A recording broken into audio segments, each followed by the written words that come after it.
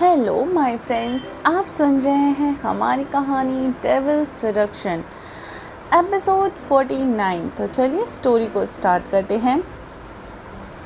अम्मा सबको अच्छे से सब कुछ समझा देती है कि तभी वहाँ पर अवनी ने सवाल किया, और अगर वो बहरूपिया अपने मकसद पर कामयाब हो गया तो?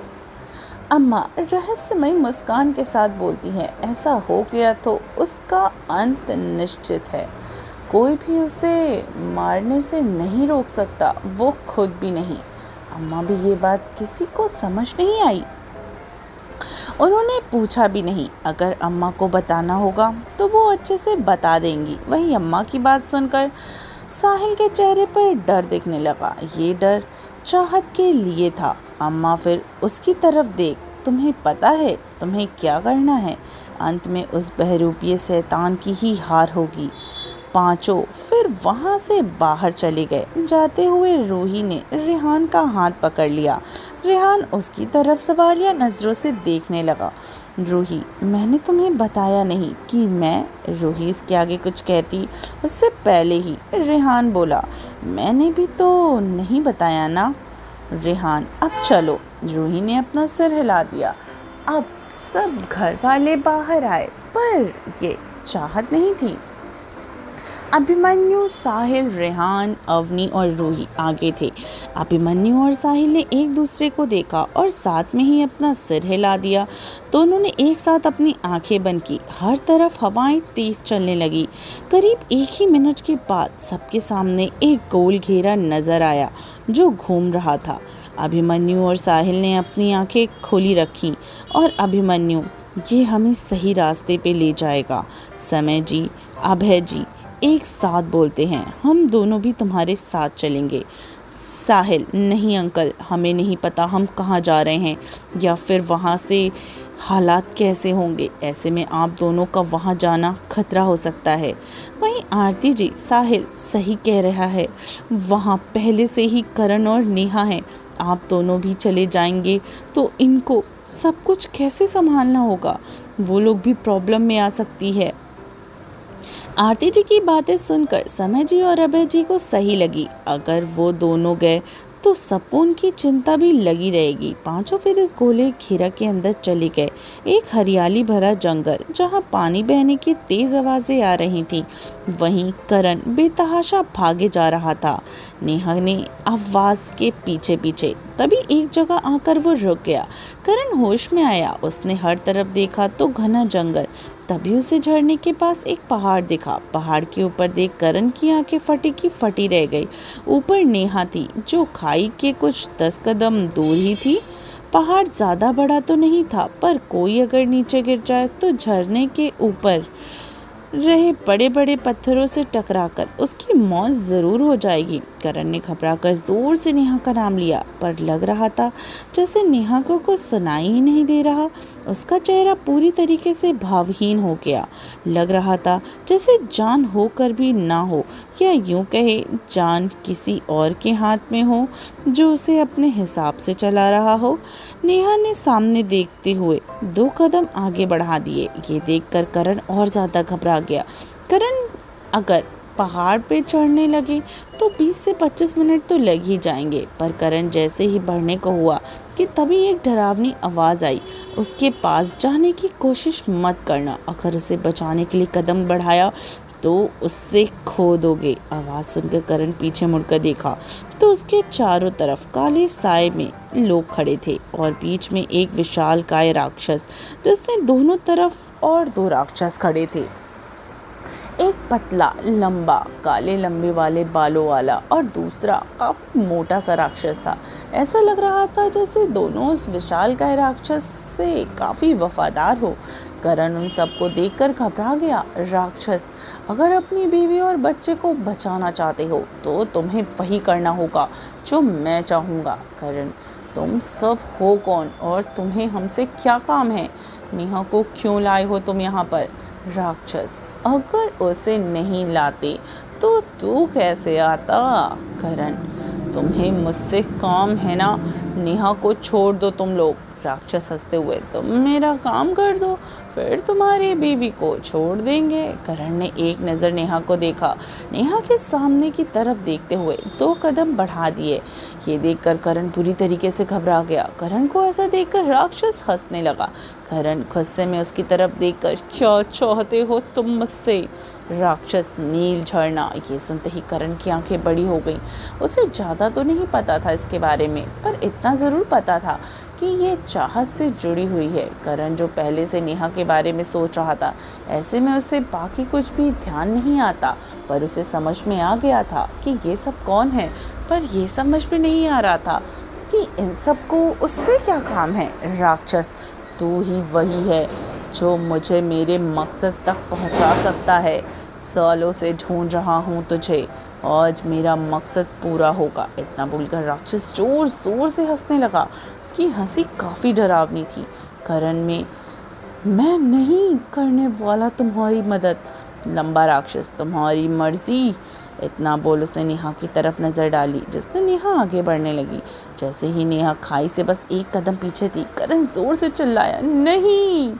राक्षस, अभी भी वक्त है, मान जा, वरना आज ना तू यहाँ से जिंदा जाएगा और ना ये तेरी बीवी और तेरा अजन्मा बच्चा। करण को समझ नहीं आ रहा था कि वो क्या करे। वो कुछ कर भी तो नहीं सकता था। कैसे लड़ता वो इन सब से?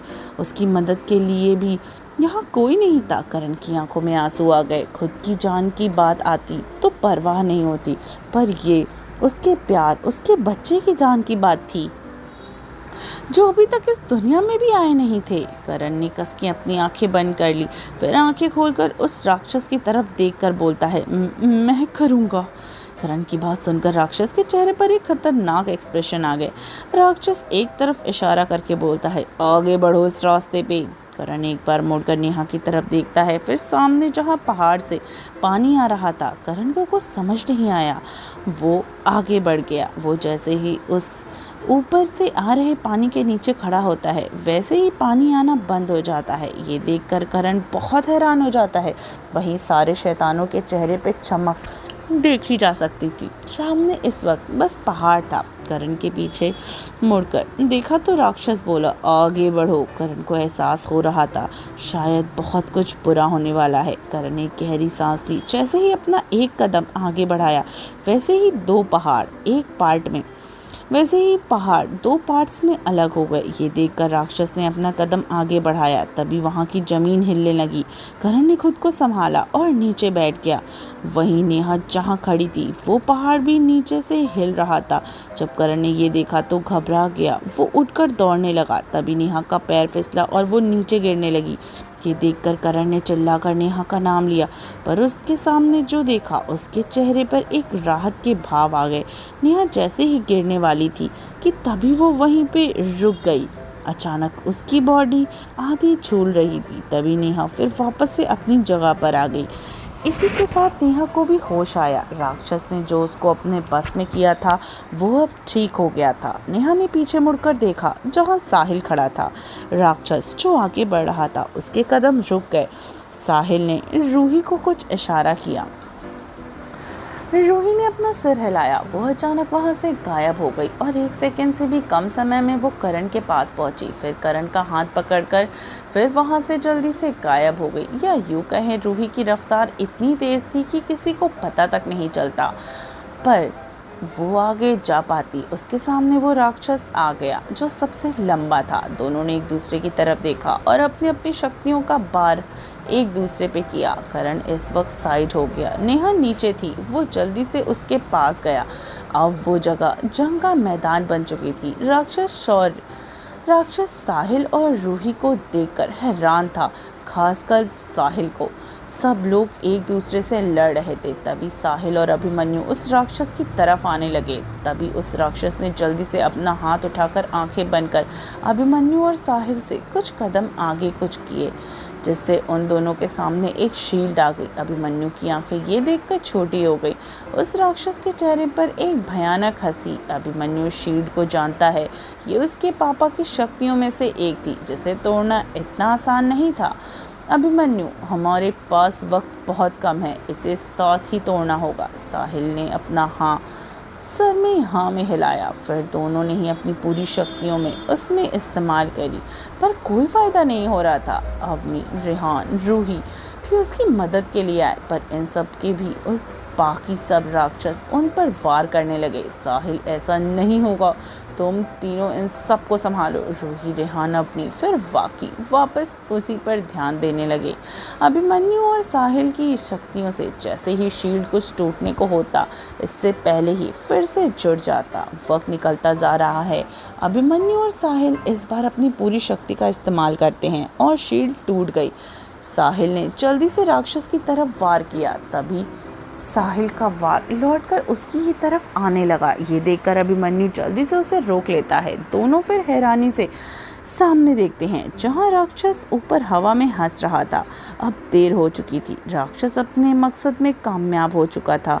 जब अभिमन्यु और साहिल शील्ड तोड़ रहे थे, उसी वक्त राक्षस उन दोनों पहाड़ों के बीच गया। अंदर का नज़ारा बहुत खूबसूरत था।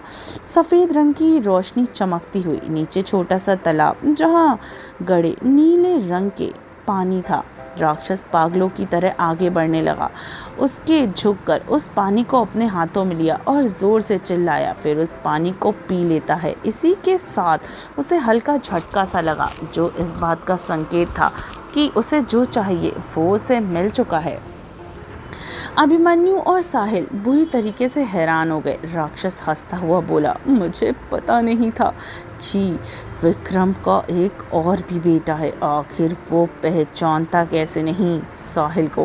राक्षस आके बोला, तुम में से किसी को नहीं पता उसके साथ क्या हुआ था। तुम्हारी माँ को भी नहीं पता।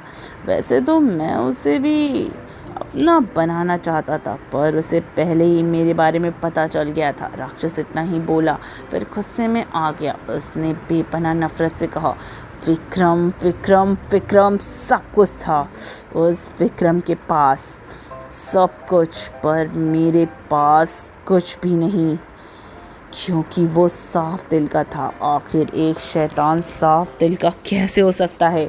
उसे बुरा होना है तभी तो वो शैतान होगा, पर नहीं। वो कहते हैं कि सब लोग दो तरह के होते हैं, इंसान से लेकर जानवर, पक्षी और शैतान भी। कोई बुरा तो कोई भला, उसमें सच्चाई चुनी, पर मैं नहीं, इसलिए उसे राजा बना दिया गया। पर मैं क्यों नहीं? मैं बड़ा था उससे, बड़ा भाई था मैं। राक्षस की ये बात सुनकर सब हैरान हो गए। भाई? राक्षस आगे बोलता है, भाई, पर नाम का नफरत करता था मैं उससे। फिर एक दिन मैंने उससे उसका सब छीनना चाहा, और देखो मैं कामयाब हो गया। ये बोलकर वो हंसने लगा। अब तुम दोनों की बारी है, तुम भी मरोगे अपने माँ बाप की तरह। वो ये बोलकर हंसते हुए उनकी तरफ वार करता है। अभिमन्यु और साहिल जल्दी से रिएक्ट कर उसकी तरफ अपनी शक्तियों को इस्तेमाल करते हैं, पर इस बार दोनों की शक्तियाँ काफ़ी कम पड़ रही थी। वहीं राक्षस बस थोड़ी ही जोर लगा रहा था। राक्षस अभिमन्यु और साहिल के ऊपर हावी हो रहा था, बाकी सब अपनी जगह लड़ रहे थे। अभिमन्यु और साहिल की तरफ जब राक्षस का वार आने लगा, उसी वक्त एक तेज झटका सामने से उस राक्षस को लगा। वो कुछ कदम पीछे चला गया। सबसे हैरानी से पीछे देख, जहाँ चाहत ऊपर हवा में थी, उसकी गहरी नीली आंखें मोतियों की तरह चमक रही थी। उसके खुले लंबे बाल और चेहरे पर एक तेज। हे फ्रेंड्स, बस इस एपिसोड का एक लास्ट एपिसोड और हमारी ये स्टोरी यहीं पे ख़त्म होने वाली है। तो आखिरी एपिसोड मिस मत करिएगा। अगर आप आखिरी एपिसोड सुनना चाहते हैं तो इस स्टोरी को बहुत सारे लाइक्स करिए और कमेंट करके बताइए कि आप इस स्टोरी का आखिरी एपिसोड सुनने के लिए कितना बेताब है। चलिए मिलती है स्टोरी के अगले एपिसोड में। तब तक अपना ख्याल रखिए और सुनते रहिए डेविल सेडक्शन, सिर्फ टिनी FM।